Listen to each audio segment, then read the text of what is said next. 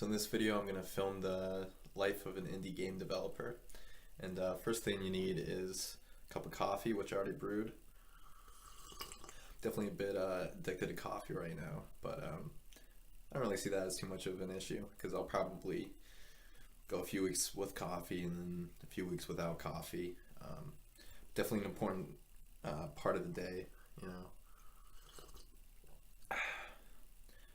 Finding it's a great way to making coffee is a great way to get started with your day without really getting started with your day, if you know what I mean. Well, let's turn on my computer here real quick. I use Unity for most of the games I'm making. Actually, I don't know the last time I haven't used Unity for a game, but yeah, I basically use Unity for it. I have a couple other videos on the channel that show the game American Zombie that I'm working on, that's in progress. Man, I really like this coffee.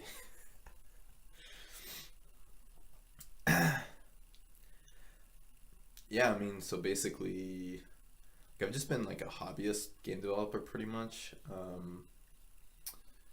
Made a couple of web games here or there, competed in some Ludum Dare or Ludum Dare competitions.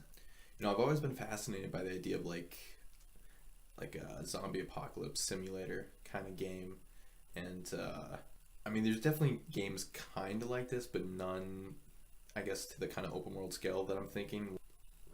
Yeah, I guess I should get let me get OBS up and running. That's what I use to record anytime I record my screen for videos. So I guess I'll record that so I can show maybe part of the video here.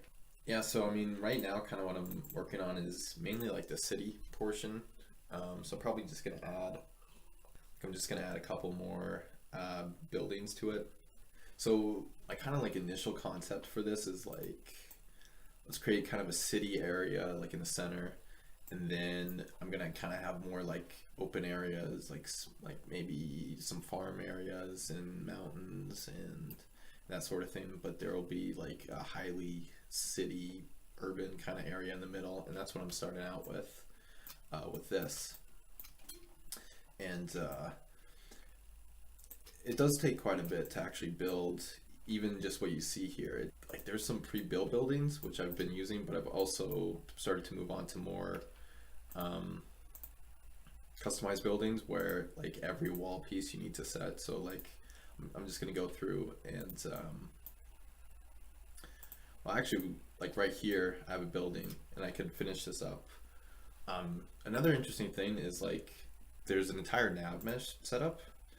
So for all the zombie AI, basically they can find the player no matter where they are. Once they've spotted you, the zombie AI is gonna track you down basically no matter where you go. So I started making a nav mesh. Like sometimes the zombies would like spawn in the buildings, and that was causing some issues. So I had to create custom nav mesh obstacles that were kind of like a bit bigger. So like if I do an overhead view, you see how it's like wider than the actual building itself. And like I guess if I really wanted to, like I could do it size 2, and if you check the navigation, see it carved out more of the scene. Then we can set it back to 1. If we go back, it's just the size of the building. Yeah, I'm gonna finish out the first floor of this building. So okay, that's a wall corner, but we already have some wall flats right here. So let's duplicate it. Need to rotate this. So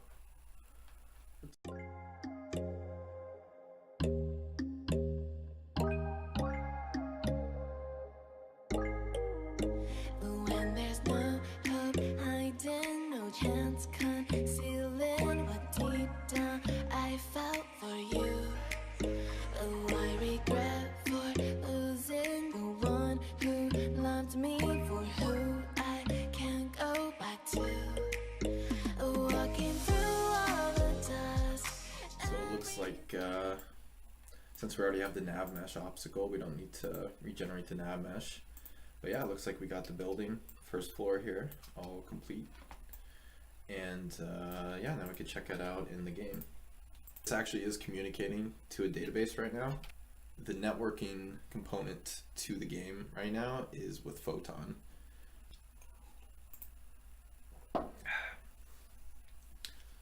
Yeah, right now I haven't really stress tested with how many like zombies it could have loaded. Um, oh, getting attacked. Whoa. Um,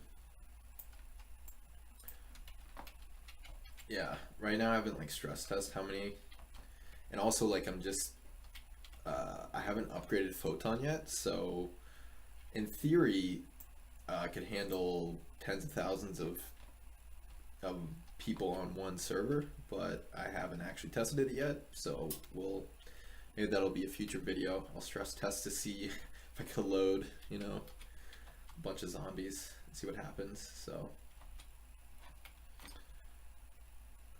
cool. So here's the building we just added. Looks like it's good. I can't walk through it. So yeah, just to show you the nav mesh, like that zombie's following me right now. And yeah, it looked a little janky, but that's okay. Like I really only have like 2 test animations in right now, like this walk that you see. Whoa. And I mean, yeah, so that's pretty much it. I mean, usually I'll do a little bit more, but today I'm filming a video, so that takes some time just filming this, and then also the editing portion is gonna be probably the biggest component of this.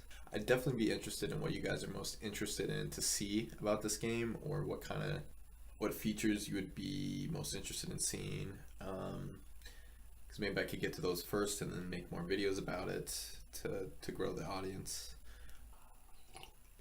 Yeah, that's typically how it goes. It's like, I mean, if I get like a lot of inspiration to do a ton of work on something or build some new feature, like I can go hours working, just like I wasn't even planning on working on it for that long, but it's kind of one of the cool things of being, an indie game dev is like you're your own boss. So it's kind of a blessing and a curse because there's no real deadline, but you don't have to work on it when you don't want to. So it's definitely interesting, but I don't know. If you like this video, thumbs it up and subscribe for more behind the scenes content. And yeah, thanks for watching. Bye.